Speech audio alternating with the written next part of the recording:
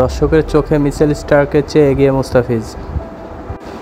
সময়টা যে ভালোই যাচ্ছে মুস্তাফিজের জন্য সেটা যে কেউ বলতে পারে। বেস্ট প্রাইজ 2 কোটি রুপিতে দল পেয়েছে বাংলাদেশি এই পেসার।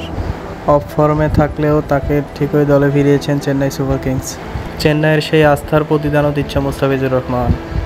4 ম্যাচে 9 উইকেট নিয়ে সর্বোচ্চ উইকেট শিকারী এবং পার্পল ক্যাপের মালিক এখন মুস্তাফিজুর রহমান।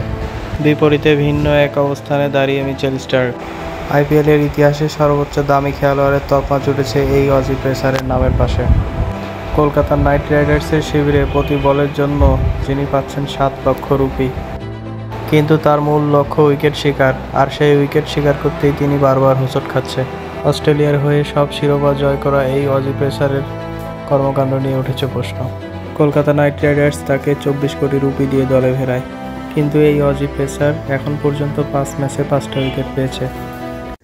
আরও এরকম দুর্দান্ত নিউজ পেতে লাইক দিয়ে চ্যানেলটি সাবস্ক্রাইব করে রাখুন।